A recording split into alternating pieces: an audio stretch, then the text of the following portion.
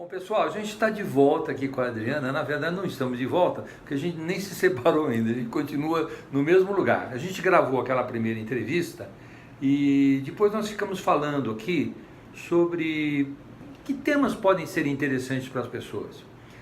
Eu estou cansado do lugar comum de recursos humanos, eu não quero ficar falando das mesmas coisas. Eu quero que as pessoas venham e tragam coisas que possam ser, que desagradem até, mas que as pessoas devem saber a respeito.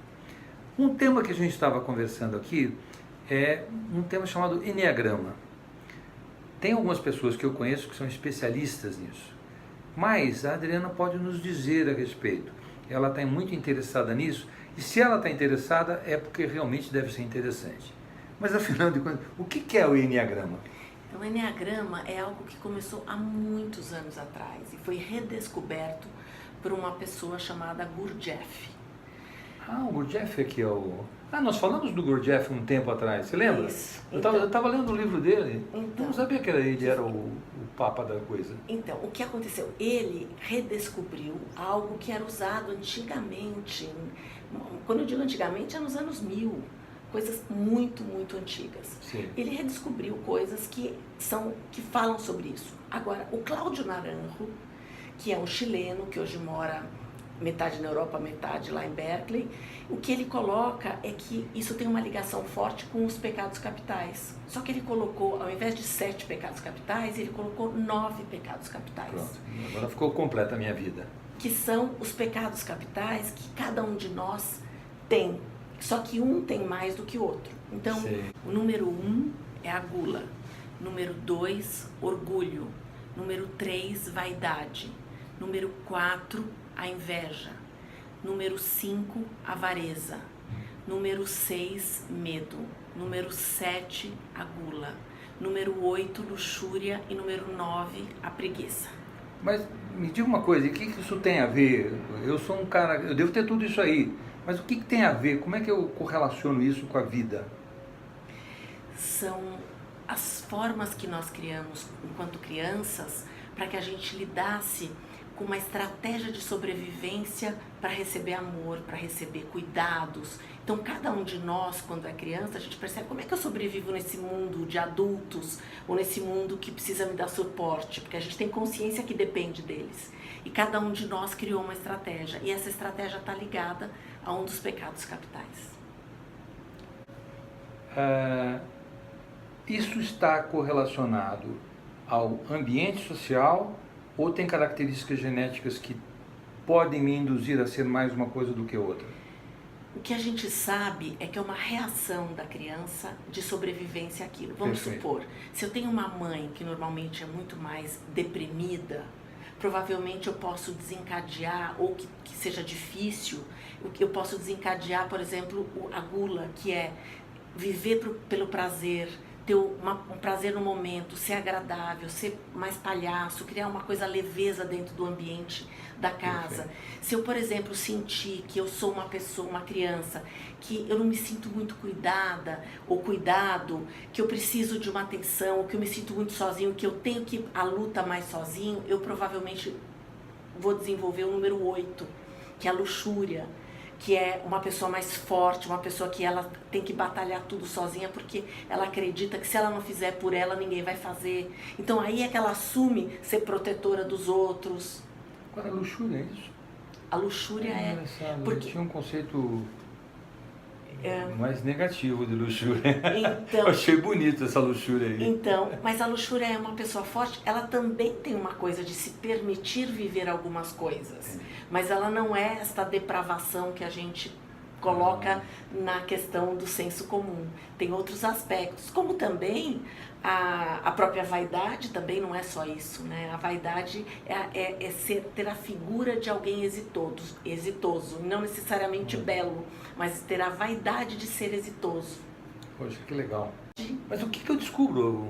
Tá bom, eu sei disso aí, mas eu sei que eu tenho isso, né? Potencialmente eu tenho isso, né? E provavelmente eu tenho alguns com um pouco mais de intensidade do que outros. É essa a ideia?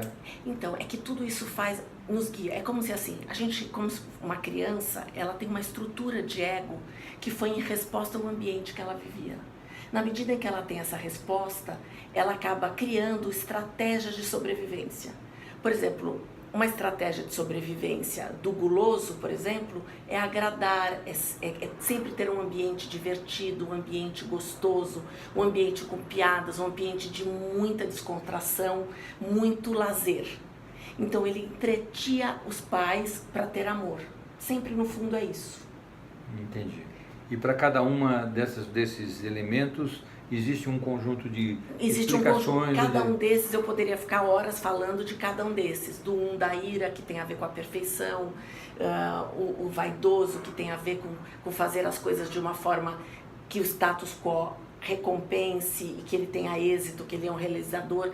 O que eu gosto muito dessa linha Gurdjieff, Cláudio Naranjo, é que eles falam exatamente do seu pecado capital e não necessariamente ficar elogiando apenas, porque se você quer se aprofundar de fato, vá mergulhar nas profundezas da sua alma para você descobrir como é que você faz um salto qualitativo. Eu acabei, você já tinha me dito aqui um pouco antes, né, que pela minha própria característica de MBTI, eu tenderia a olhar assim com mais criticidade, olhar o lado negativo, e você até me apresentou um livro formidável de MBTI, onde a pessoa faz uma análise para cada um dos tipos, daquilo que ela tem um potencial grande de erro, né?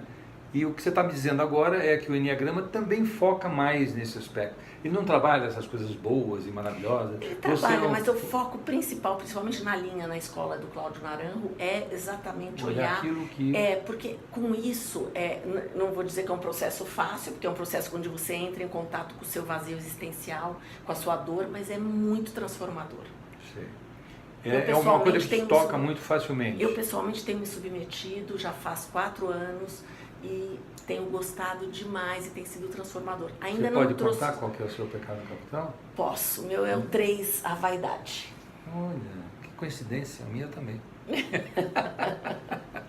É a 3, a vaidade, que é a questão de você... Então conta pra mim o da vaidade, que eu acho que tá cheio de vaidoso assistindo aí. Quais são as características do vaidoso? Ele, quando você está crescendo, né? Você é uma criança. Você quer fazer certo, você quer fazer o que é adequado. Então primeiro, obviamente o vaidoso é uma pessoa que se cuida, mas não é uma vaidade deste tipo de vaidade. Sim. É uma vaidade de fazer o certo, é vaidade de realização, até de um empreendedor também é muito vaidoso, porque ele sempre está sempre construindo algo que vai ser de certa forma apreciado. Entendo.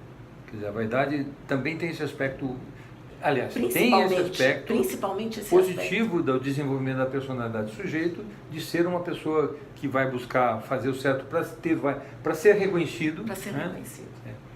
Você acha que vaidoso e carente afetivo tem ligação, não?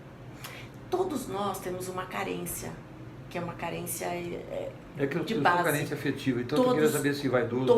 Todos são, os 9 são.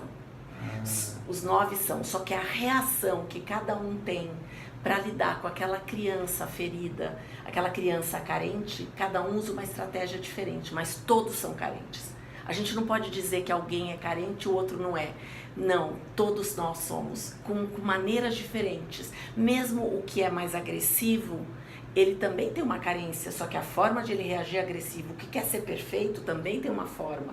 O que se diminui e se compara com o outro, que é a inveja, e também se compara com o outro, também é carente. Todos têm estratégias. Carência afetiva faz parte da pirâmide do Maslow e está lá, é aceitação. Humano. Precisa ter, se não tiver, você vai... E eu acho que na hora que a gente carente. assume que todos nós somos carentes, a gente tem um olhar para o outro mais respeitoso. Entendo.